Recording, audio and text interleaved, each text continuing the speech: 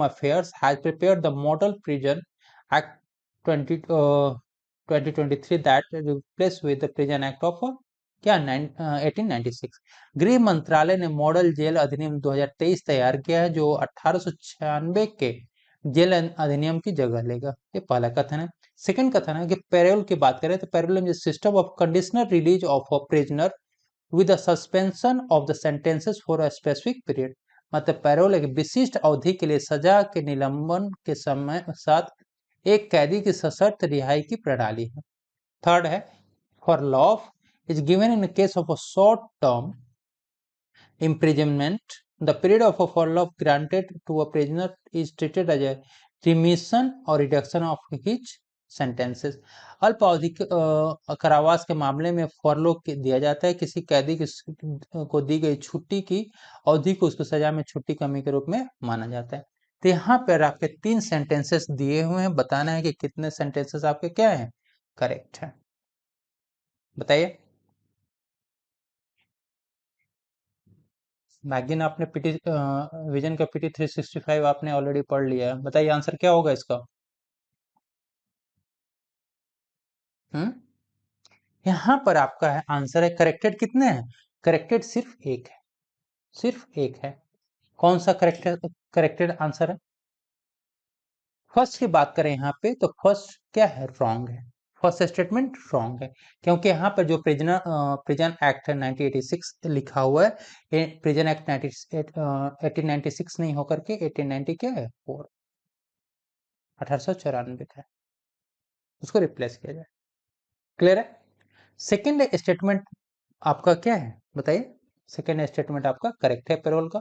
Third फॉरलॉफ की बात करें तो क्या है जो शॉर्ट टर्म में नहीं, क्या है लॉन्ग टर्म के लिए, लॉन्ग टर्म। क्लियर है। चलिए डिटेल देखते हैं पर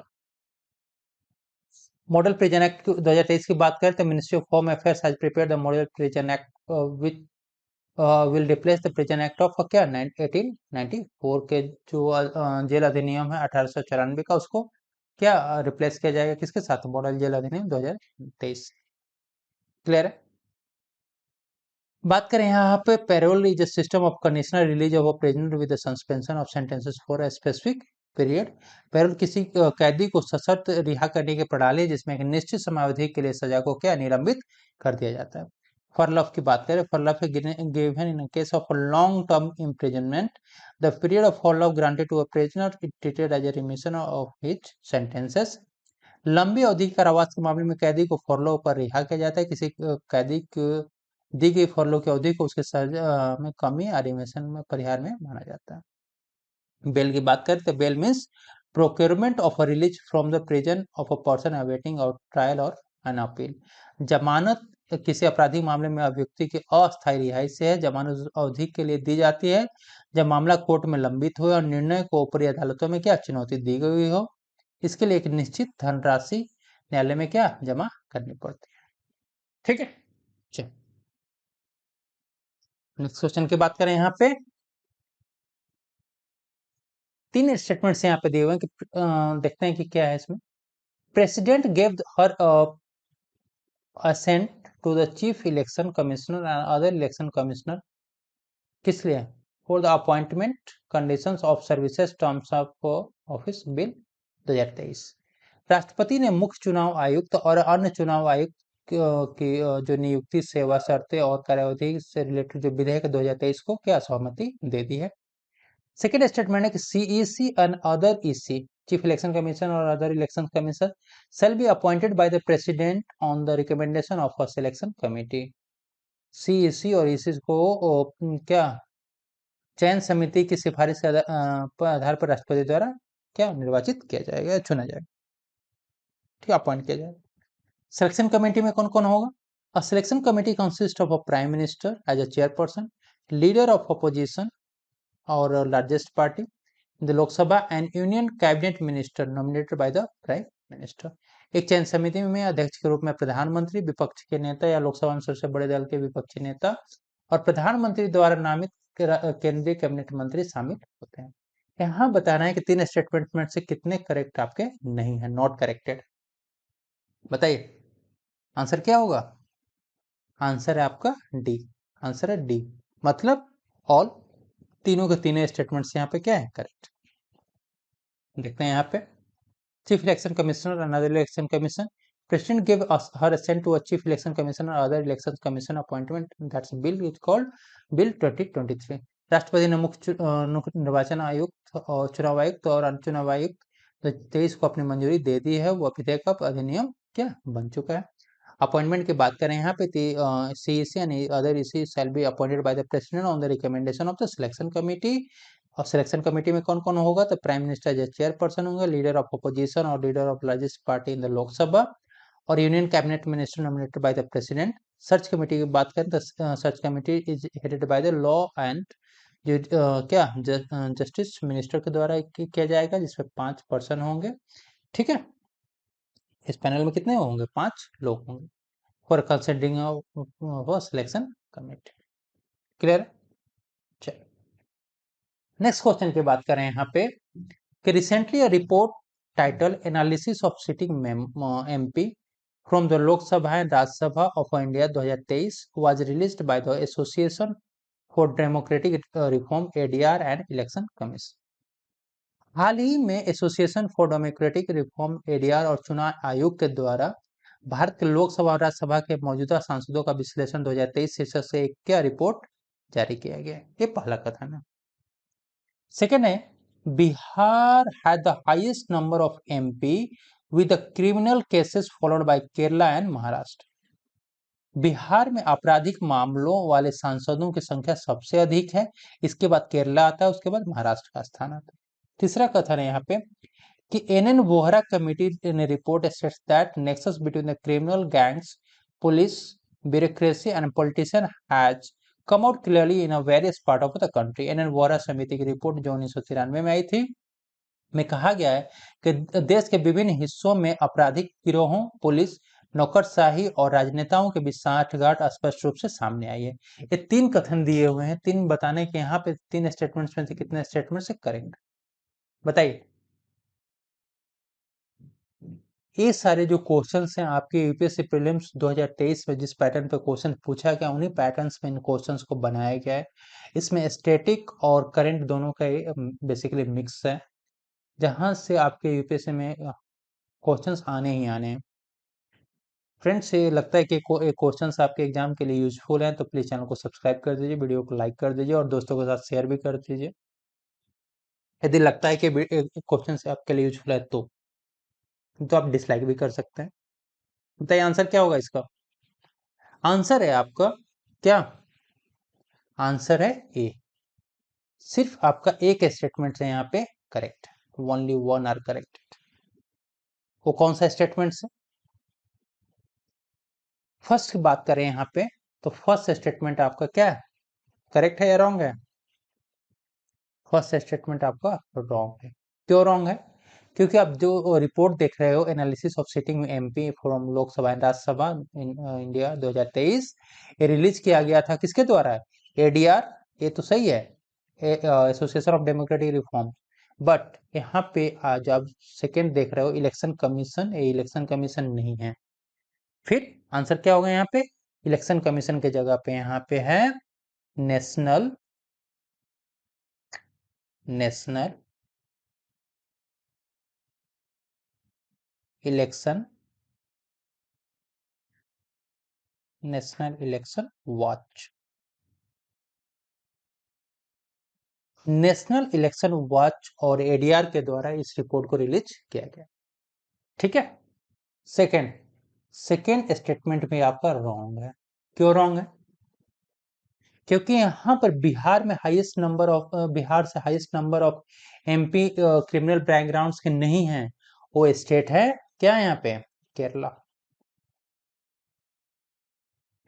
केरला, लेकिन फॉलोड बाय यहाँ पे केरला की जगह पे यहाँ पे बिहार एंड महाराष्ट्र। क्लियर है, Bihar and Maharashtra. Third statement आपका करेक्ट है, क्योंकि बोरा कमेटी रिपोर्ट में आया था कि नेक्सस है। ठीक है, साठगांठ है। यहाँ पे देखते हैं उसका जो डिटेल्स है। न्यूज में क्यों था कि recently report title analysis for of sitting MP from the Lok Sabha and Rajya Sabha released, ठीक है, और रिलीज किसके द्वारा किया गया था?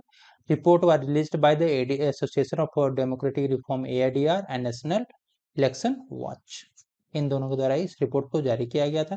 एडीआर की बात करें तो एडीआर 1900 का स्थापना कब 1999 में हुआ था।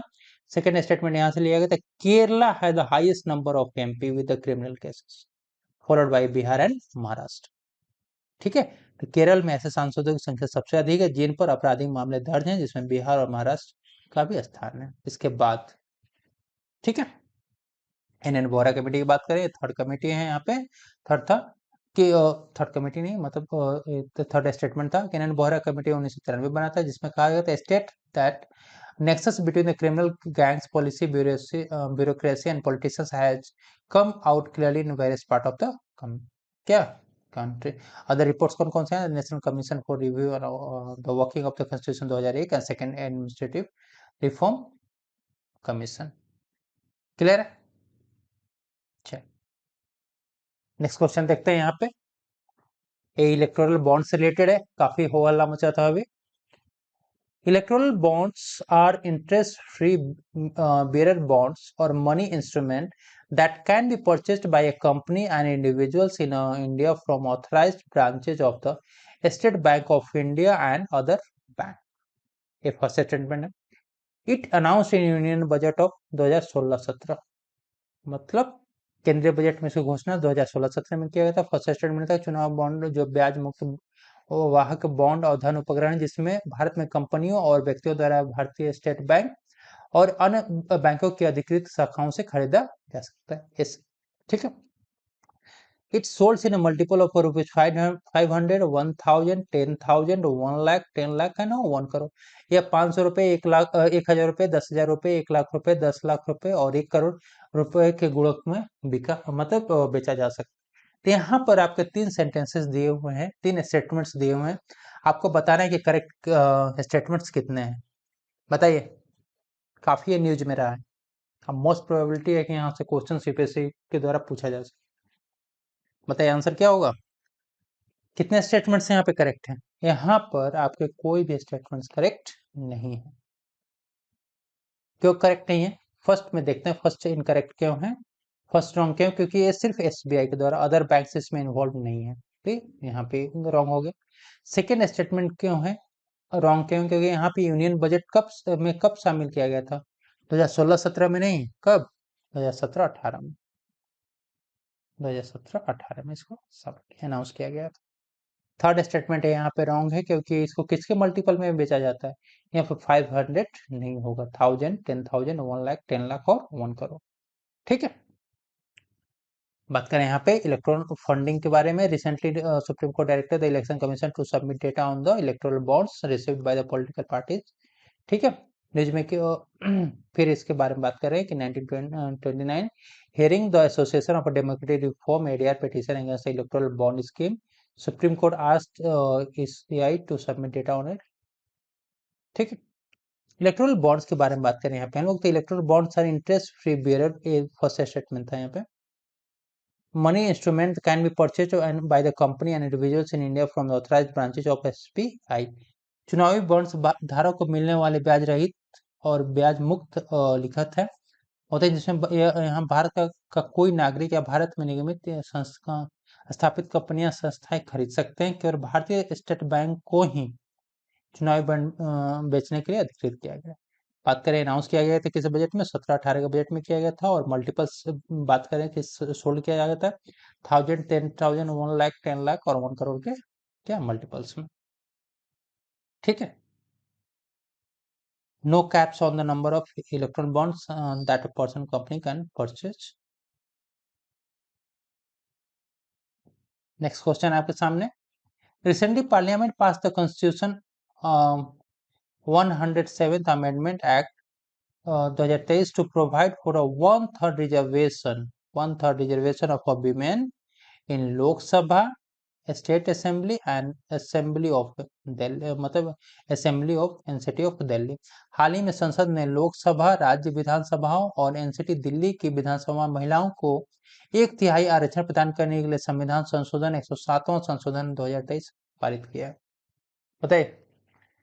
सेकेंड स्टेटमेंट यहाँ पे दिया हुआ है कि आर्टिकल 331 ए और 332 B sorry A provide the reservation of 1/3 seats for women in the Lok Sabha and state legislative assembly respectively.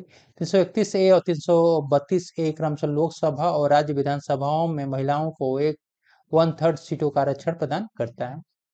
तीसरा है article 239 AA provides reservation of 1/3 seats for women in the legislative assembly of Delhi. मतलब 239 ए दिल्ली विधान सभा में महिलाओं के लिए एक 1/3 सीटों का आरक्षण प्रदान करता है। यहाँ पे 3 स्टेटमेंट्स दिए हुए हैं, बताना आपको करेक्ट कितने हैं। बताइए क्या आंसर है यहाँ पे। आंसर है आपका सिर्फ एक स्टेटमेंट आपका करेक्ट है। वो कौन सा स्टेटमेंट है? तो वो स्टेटमेंट आपका है, फर्स्ट की बात करें तो फर्स्ट स्टेटमेंट आपका रॉन्ग है। क्यों रॉन्ग है? क्योंकि यहाँ पे जो 1/3 रिजर्वेशन की बात कर रहे हैं लोकसभा, स्टेट असेंबली और दिल्ली में, तो वो 1/7 अमेंडमेंट नहीं है, 107th नहीं है। क्या है? 106 है, 106। क्लियर? सेकेंड स्टेटमेंट की बात करें, सेकेंड स्टेटमेंट भी यहाँ पे रॉन्ग है। क्यों रॉन्ग है बताइए, क्यों रॉन्ग है? तो यहाँ पे 331 ए नहीं है, फिर क्या है? 330 है, 330 ए, 330 है एंड 332 है। क्लियर? बट एनसीटी दिल्ली के से रिलेटेड जो 239 डबल ए है वो करेक्ट है। नारी शक्ति वंदन, नारी शक्ति वंदन constitutional amendment 107 sixth amendment. Recently, Parliament passed the Constitution of 106th Amendment Act to provide 1/3 reservation of women in Lok Sabha, State Assembly and NCT of Delhi। हाल ही में संसद ने 106वें संविधान संशोधन पारित किया जिसका उद्देश्य लोकसभा, राज्य विधानसभाओं और राष्ट्रीय राजधानी क्षेत्र दिल्ली की विधान सभाओं में महिलाओं को एक तिहाई सीटों पर आरक्षण देना निर्धारित किया है। बात करें यहाँ पे के 239 ए में reservation of 1/3 seats for women in legislative assembly of Delhi, मतलब 239 दिल्ली विधानसभा में महिलाओं का कितना 1/3 रिजर्वेशन दिया गया। बात करें हम लोग लोकसभा और स्टेट असेंबली की बात करें तो 330 ए और 332 reservation of 1/3 seats for women in Lok Sabha and state assembly respectively.